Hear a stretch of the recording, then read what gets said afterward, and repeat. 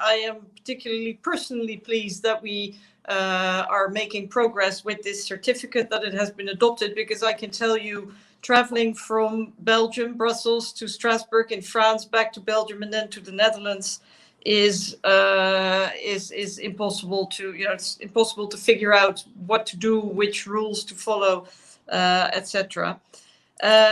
So I'm very pleased. I'm also very proud that the European Parliament has adopted this, not only in record time. We have worked very fast, but as the figures show, it was also, there was very, very broad consensus amongst all the political groups. It has really been endorsed by the vast majority of all the political groups from left to right in the European Parliament, and that is a good thing.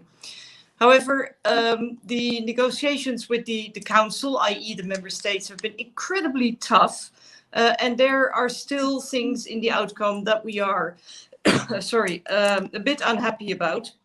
And we're going to see how it's going to work out in practice. Parliament had two major priorities.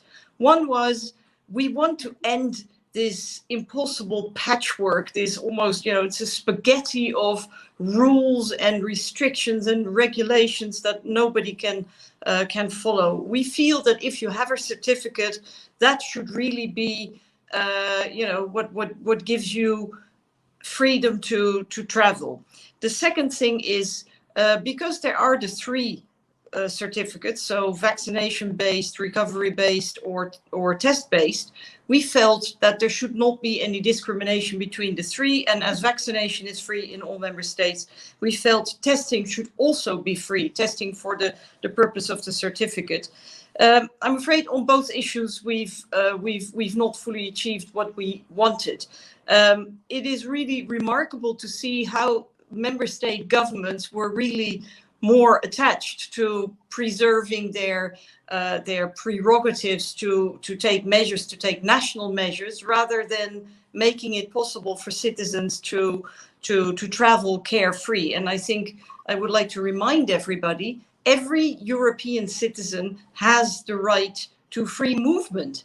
That right has not disappeared because of COVID. So, and this certificate is only necessary because the member states, even if, as Mrs. Mosshammer said, the member states in principle have agreed on a common COVID map of Europe, in practice, they're all applying different rules and different norms and changing the rules the whole time.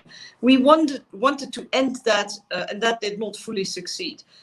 Are the member states now going to try and stick more to these common standards, the common guidelines? I very much hope so, because I think that citizens need it. And this is not just for holidays. This is also for people who travel for work, who travel for family purposes, people who on the mainland, live in border areas and they have to shuttle across the border the whole time for work, school, groceries, living, etc. As to the free tests, there too, the Council, the member states did not want to agree. However, we did secure an additional 100 million euros in funding to make free tests available to people who need it most.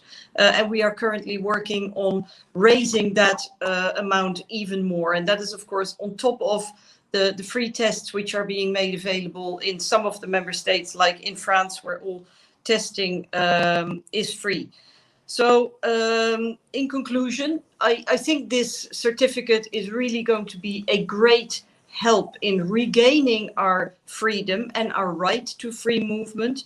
But a lot depends on how the member states are going to apply it, when they will introduce it, and if indeed they're going to refrain from additional and basically unnecessary national restrictions, but if they will all use the same roadmap, the same COVID map, quite literally, and make it as easy as possible for the citizens.